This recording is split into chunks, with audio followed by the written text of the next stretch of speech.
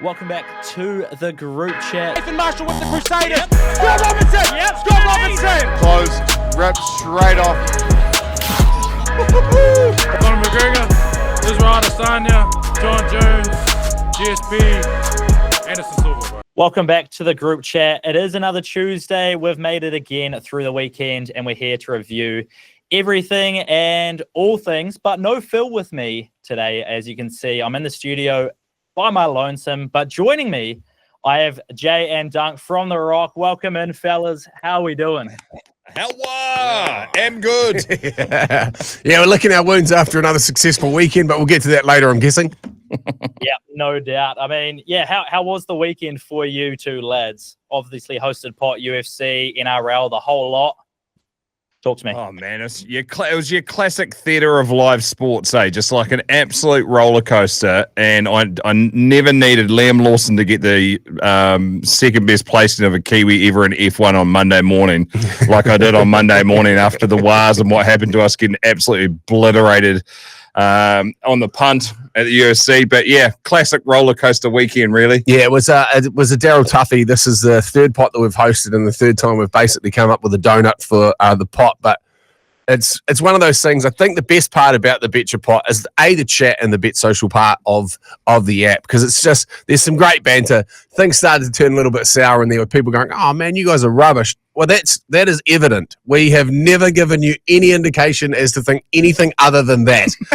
And so if you're hoping for a different result, then you're out of your head. But the reason why we punt the way we punt is because we're going wide. Like, we're going for long odds. And because that's where the heroes live. You know, that's where a long punt brings everybody to flip tables and bars and go bananas. It's not when you win, you get a return on $1.20. You know, like, we want $100 plus odds, 100 to 1s to come in, and that's what we went for. And because we could dine out on that shit for the next couple of years if one of those. Oh yeah, exactly. That's what's going to be.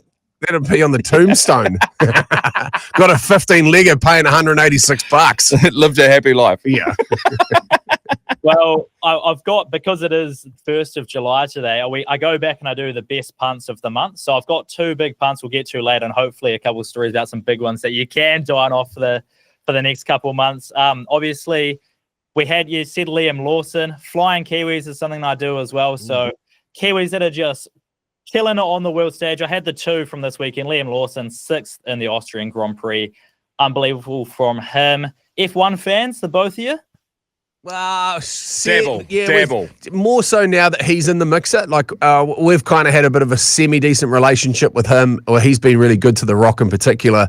And I spent the Sail GP with him on a buddy's boat and got to know him. He's a really, really good kid. And he is a kid. And I think people kind of forget that.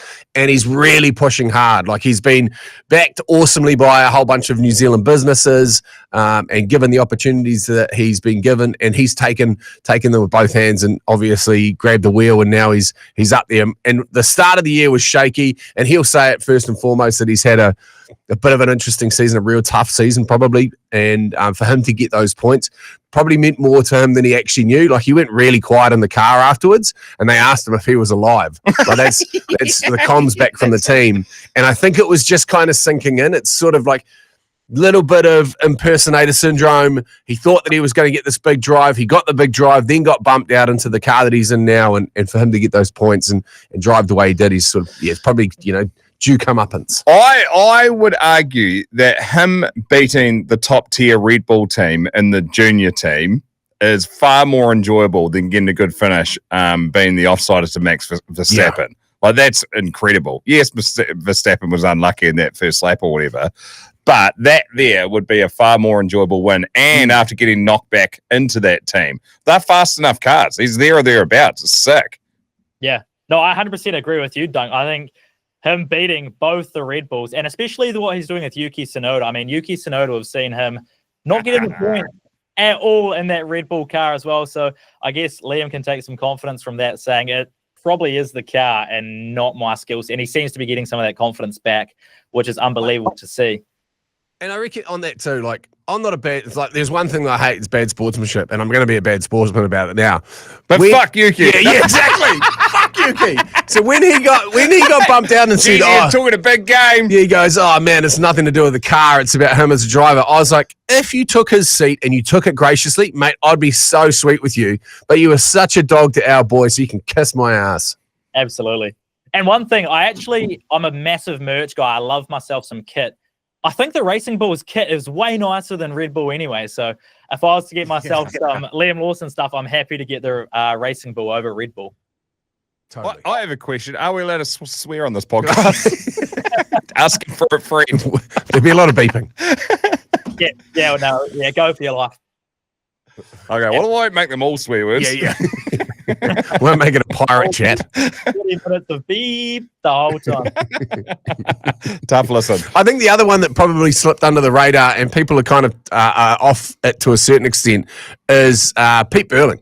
Like signing with the Italians, Luna Rossa, is just also one of another great big go and kiss my ass moments in sport as well. After they shut the window on him for Team New Zealand and just gave him the cold shoulder after what he's achieved at the age in which he's achieved it. Like, if you want to talk about GOAT sports people in any realm, he would easily be at the moment one of the greatest sailors to ever get behind the wheel of a boat. Like, he has crushed it. 3 times he's won it. And what he's set up with Sail GP, that in itself is really exciting racing, and people don't really think of it as racing. He had a blinder of a week, and I'm so pumped from that he signed. And I'm obviously a loyalist. Is he going to be at the helm, or is he helping?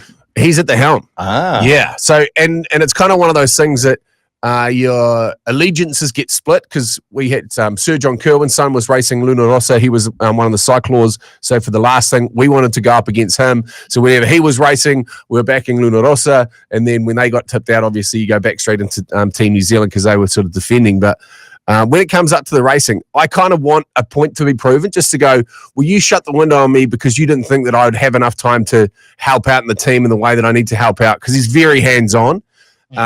And so if he does the exact same thing, because the exact same role he's doing at Luna Rossa, and if he does a better job there, and they said that he couldn't do it at Team New Zealand, it's another big kiss my ass. Oh, we like particularly to some of that upper management at Team New Zealand, who they say it's Team New Zealand, and you say, well, you know, it's a fucking privateering company. Like, they're basically the people that are making money out of that aren't Kiwis. There's a shitload of money that goes into some pockets that don't already need it. Does that feel better? Yeah. Woo, thanks, mate. Yeah. It's like therapy. So when America's Cup rolls around, you're supporting Luna Rossa over Team New Zealand. Just no, when it comes up to get it to the final, and then I hope I think there's a couple of, obviously I want Team New Zealand to win because there are a lot of great people in that team, and obviously it's our team, but a couple of bloody noses coming out of that would be quite nice, caused by Pete Burling, just to show them that he can do it. Jay's going to be one of those weirdos with the half jerseys. I'll be like that mum who had the Kansas City Chiefs son and the and the Ravens, or the Kelsey mum. The Kelsey mum, the half Eagles, half Chiefs. Yeah. That's brutal. But anyway, the other one that I had for you was Izzy Adesanya, inducted into the UFC Hall of Fame. And I mean, Jay, you said it on the weekend, handsome fella, he looks great in a suit, and boy, he looked good in Vegas. Holy. Yeah, we talked about it on the show as well, about how weird his world has become, because it's not that long ago that he was sort of in the wilderness. Like, we knew him around New Zealand. He picked his time, he boded his time to get into that thing, and then he had that meteoric rise, and he was so lovable. He was such a performer in the octagon, not only from his skill set, but the way that he chats, the way that he dances around, all the introduction stuff He's that he an entertainer. did. Yeah, he won, then he lost, and then he redeemed himself, and then it's just a great story to watch him walk that red carpet, and Dwayne "The Rock" Johnson go, "Whoa, my boy Izzy," and sort of bro down, and then introduce him to what's her name, that other super hot chick that he is in that, Emily Blunt, and also Shaq. I think he met Shaq that weekend. Yeah, Shaq snuck up behind him and picked him up. Like he is an international superstar, and he still drives around, like you see him around the streets all the time, but and he'll throw you mana waves out of his McLaren as he's driving along Ponsonby Road. Like, he's a legend, and yeah, he deserves to be in the Hall of Fame as well. He was active. He really put New Zealand on the map in terms of fight sports, and he dragged CKB up through with him as well, which is pretty cool. So am I right in thinking, because he got in the Hall of Fame for the fight, for the Gastelum fight, so he can get in for the fight, and then if at some stage in the next couple of years he actually retires and makes a call, then he can get in as an overall fighter. Yeah. That's right. So we could see him do it again, and whenever he does decide to hang up the gloves and take a step back from the octagon, so he could be running the red carpet again. Well, yeah, I think he will, won't he? The very first time we interviewed him, and I stand by it too, I described him as Anderson Silva 2.0 because he just went, and when he had that fight, he was fighting his hero, which would have been so bizarre. Like he emulated him, but then managed to just make a better version of what Anderson Silva did, the Spider, back in the day. And I reckon it'll be tricky for a fighter to come along and look that elite compared to the rest of the roster around you again, just because of how good everyone's got. But man, he was just amazing also, in those first few fights. It was so enjoyable. Yeah, and also whoever, like if you look at who's in there now, no one's had those reigns. Like there aren't those big Anderson Silva people that are in front of them to kind of test themselves against. Like there's no John Jones now. So how are you ever going to say that you're the best when he's kind of ducked out? Like UFC's in a funny patch coming up. Yeah, there's none of that big heritage, long-standing, like, I don't know, Poirier putting the gloves down after this next fight with Holloway and some of those heavyweights. So everyone's kind of vacated bouts and jumped up weight classes, and it's gone a little bit strange, but they're all chasing now to be a double champion, right? Like that's the next thing, and I reckon the next one is Poirier probably wants to become a 3-time champion.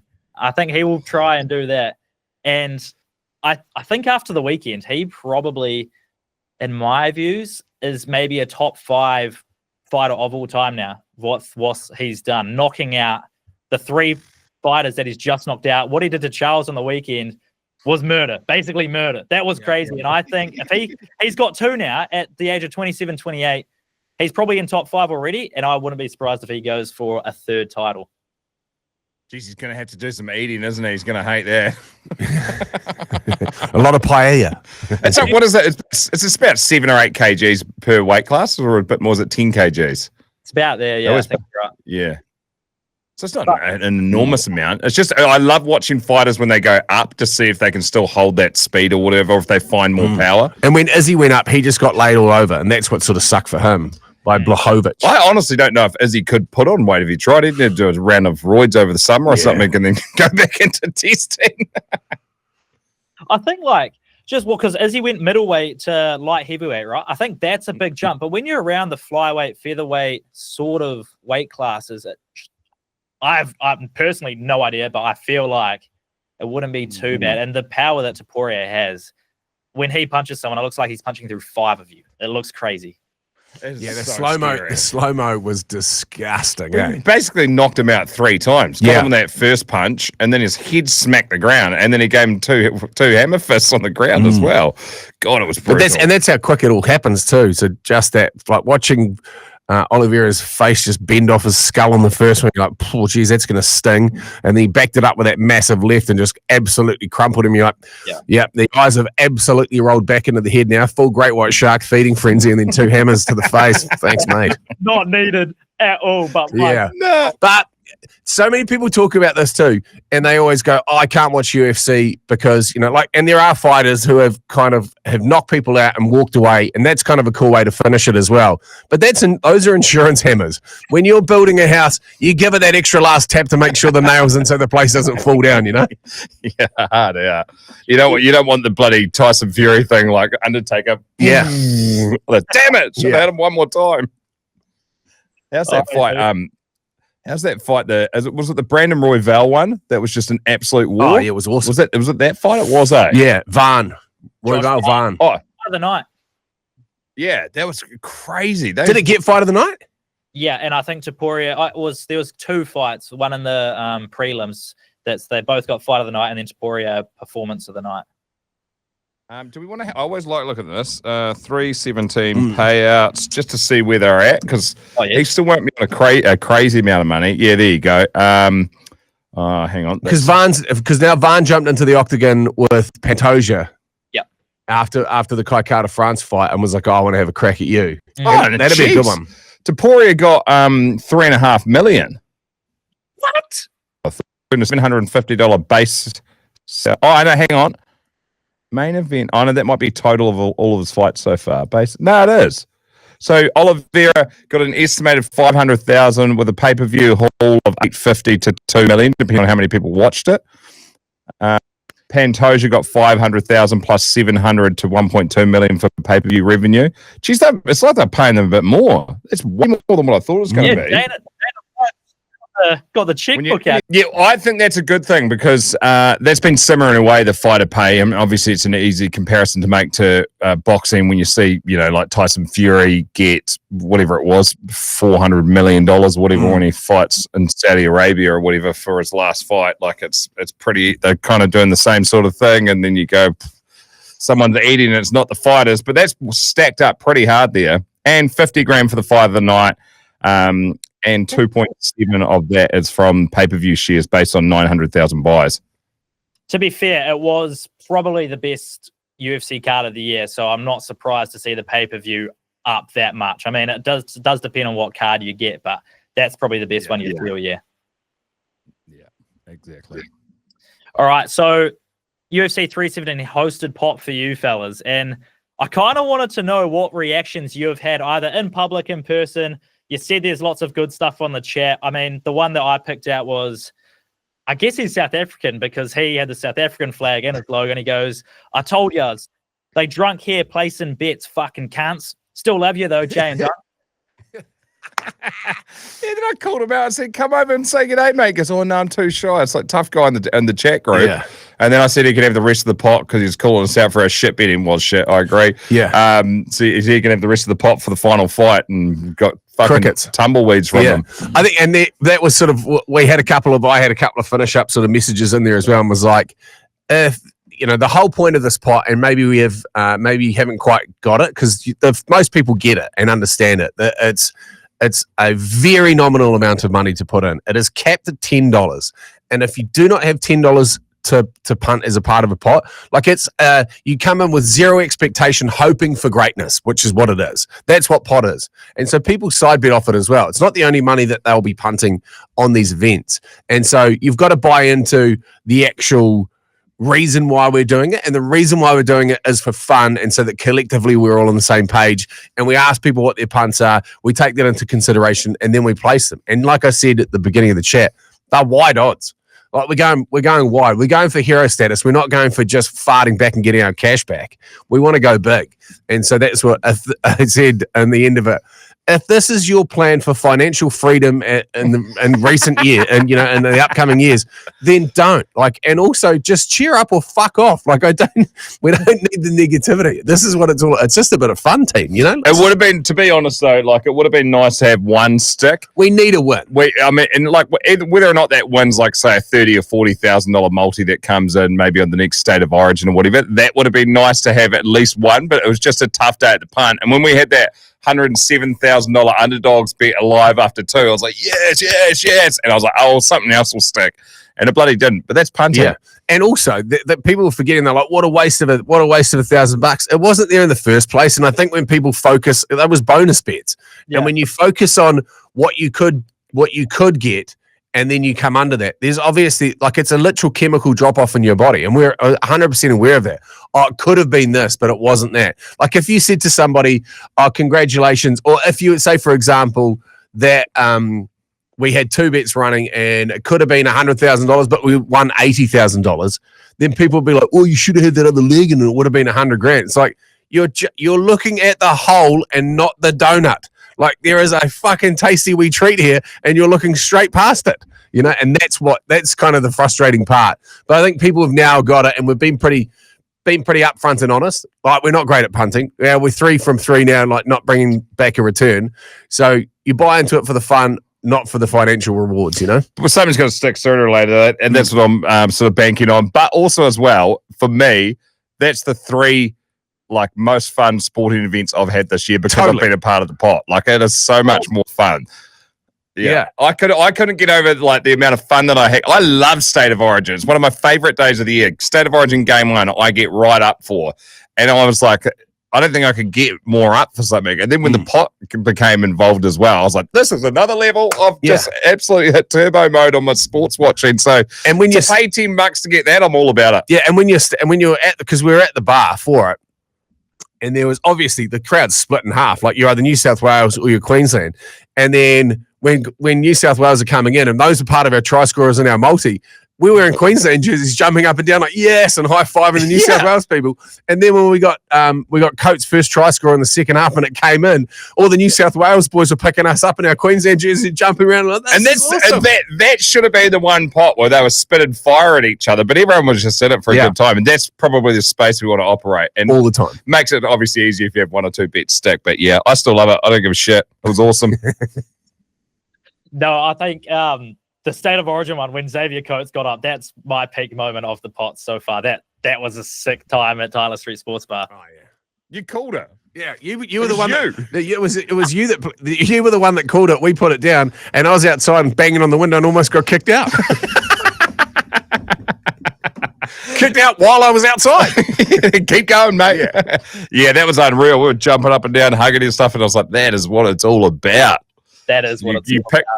You picked it like a broken nose. You're like, he's got to go. That side's looking terrible. They're no good. He's got to go over. It was like bang, bang. Like 10 minutes later, it was amazing. Well, the yellow card right on half time, and that left that was at the right hand edge a little bit weaker. And then bang, there you go.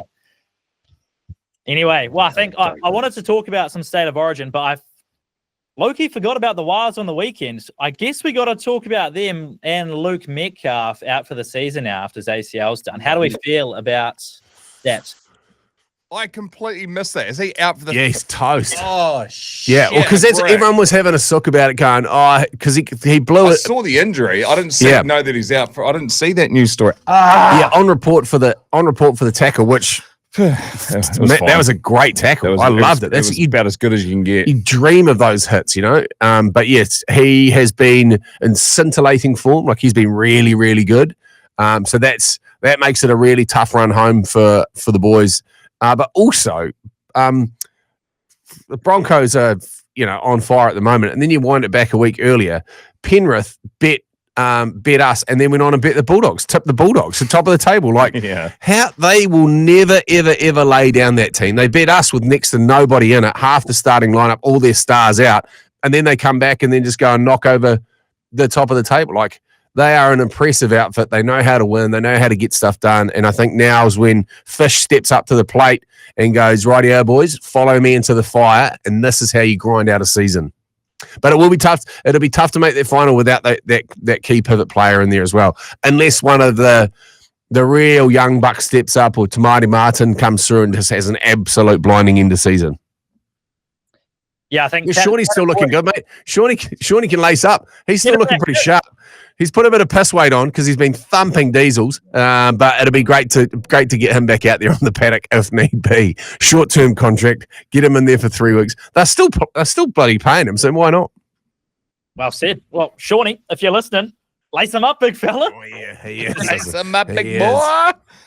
Tanner Boyd, I think for me, he's got to come in and try run the cutter. Otherwise, Tamati Martin's got to play a big role. C&K also went out at halftime. I don't have an update on him for you. Sorry, Dunc.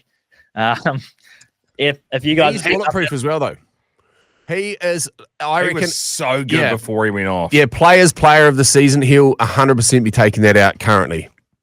Even if he can't play for the rest of the season, man, he gives it everything. He dies every weekend for us. And I loved him when he was first playing for the Wires before he went over to the Raiders. And then he really honed his skills at the Raiders, and he's brought it all back to leave it on the paddock. And I love that. I absolutely love seeing it. Yeah. All right. So next 4 weeks, we've got a bye next week, which is probably coming at a great time. Then we've got Tigers, Knights, Titans. For me, they got to win all three. Yeah.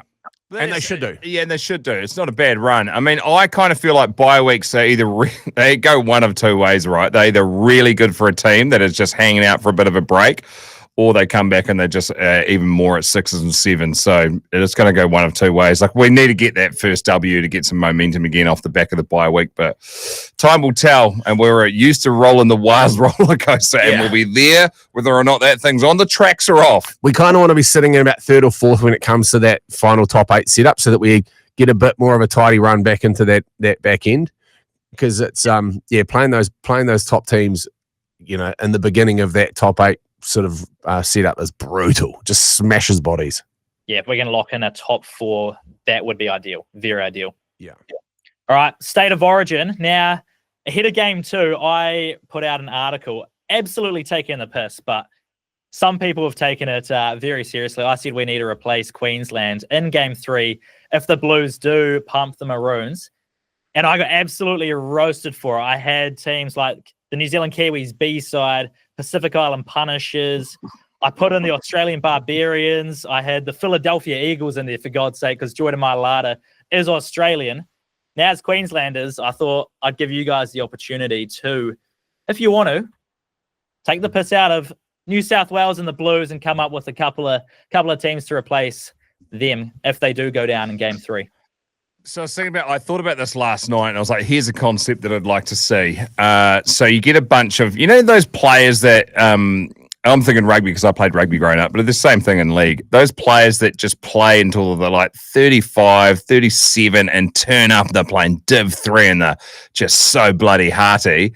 What about you, get some selectors to go out, you hand select all those players from across New Zealand, and you're allowed 100 and you have rolling subs, basically unlimited subs for the 100 players. And they could go on and do 5 massive hit-ups.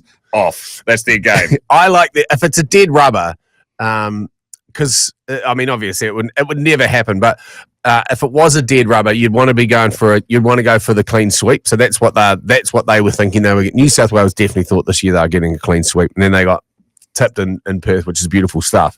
But if you were to go an international Barbarians, like if you look at that, if you look at what happened in the footy over the weekend, the Barbars played South Africa, real tough ask, had Sammy Kane on with the award-winning Morning Rumble, and he said that he turned up, he'd been there for 3 days, and they'd just been hammering piss the whole time, and he was absolutely battling, and they went out there and they got pumped 50-7 or something, 50-something-7. By a big old team like that. But it'd be great to get together just everyone from all corners of the globe, and you might be able to get a couple of, it's not a really technical game league, if you want to just have some people marching up, and then you have a couple of people, like you said, out of the NFL that are just there to just run off the back fence on a kick return. I got a mate, Huggy and Blenheim, he's about 165 kilos, and I once saw him do a hit up when we were playing for the Renwick Pirates, and he was 25 meters out from the line, and he's built like a fucking cannonball. And we just tapped it and gave it to him, and he went full steam, and we used to wear bike shorts as well, stop the chafing, and so he's extra slippery, they're super tight, the pants super tight, and he just pinballed about 7 or 8 players and just smashed over. It's like you find 10 Huggy beers, that's a pretty good couple of sets. I like both of these ideas. I'd love to see the Barbars with your mate Huggy from Blenheim fucking hit the first hit up. That'd be so sick. That'd be so sick. Oh, that's glorious. What do we have predictions-wise for game 3 then? What are you feeling? I was having a wee look on Betcha last night, and there's a couple of ones I like the look of. It's been ages since I've jumped on a halftime, full-time double. So Queensland winning halftime, New South Wales full-time's paying $6.60, which I don't mind. New South Wales winning halftime, Queensland winning full-time's paying $11. And then just because it's like a fairy tale, having Big Papa come back into the team, 10.50 anytime try scorer. That just feels like one of those stories that gets written in games like this. And you can just imagine the place erupting if he goes over.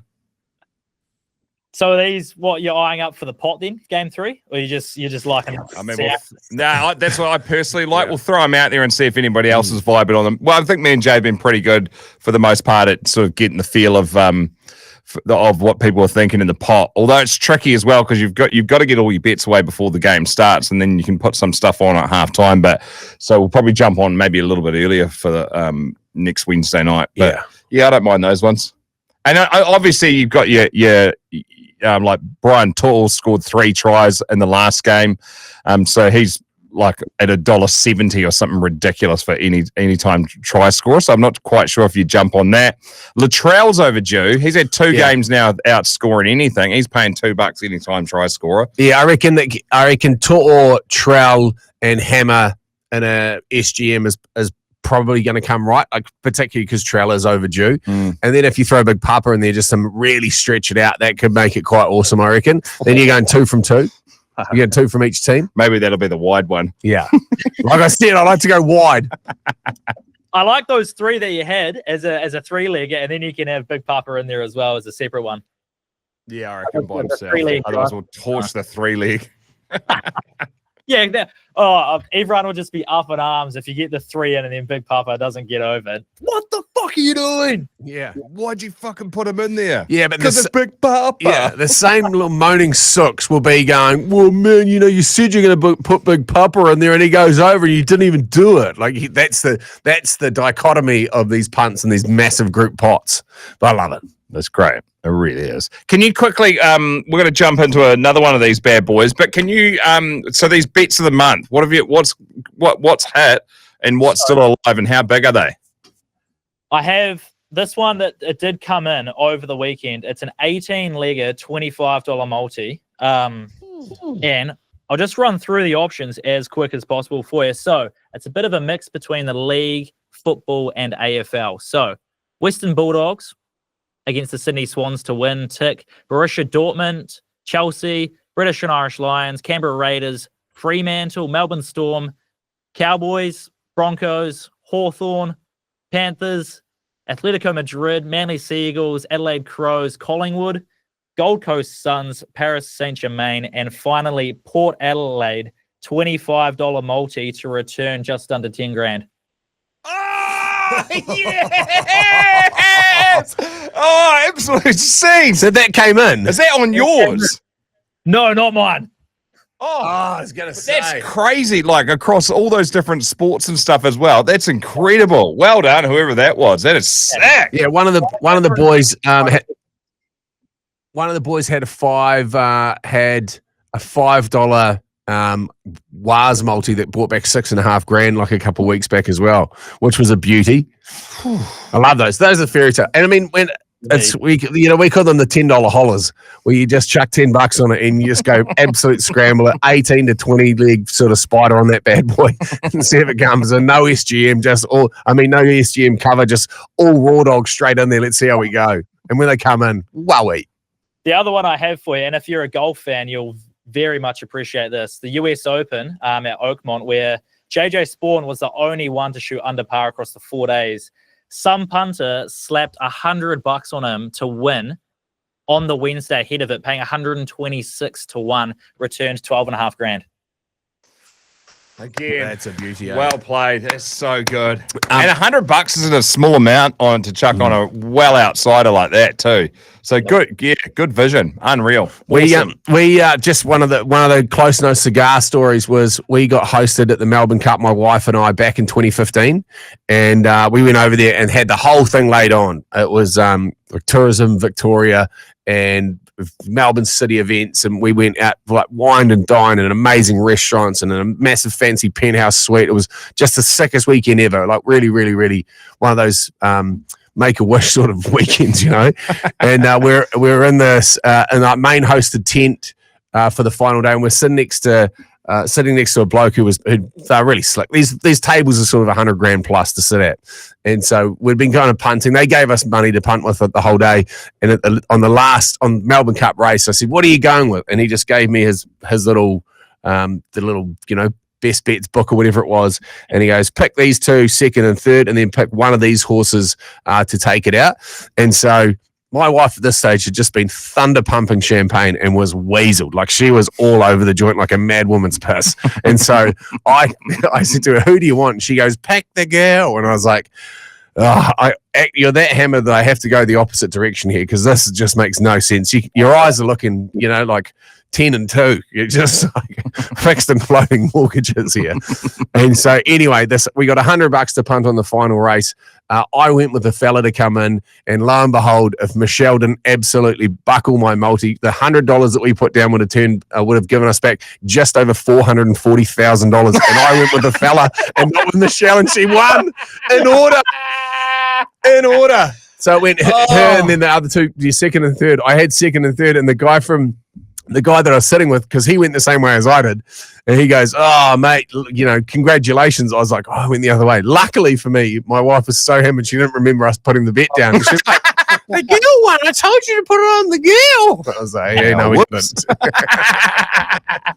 Oh, jeez. Wow. That is life-changing stuff, that. Yeah. Could have been. Yeah. Like I said, terrible at punting. All right, well, I think that's a perfect place to leave it. You boys got to shoot. Thank you very much for joining. And you'll be back on Thursday when we have a look ahead of the weekend for a little punt ourselves and see if we can be a bit better than that. Perfect. That's all we can do. Yeah. Try. Yeah. Love your work, brother, man. Good to see you.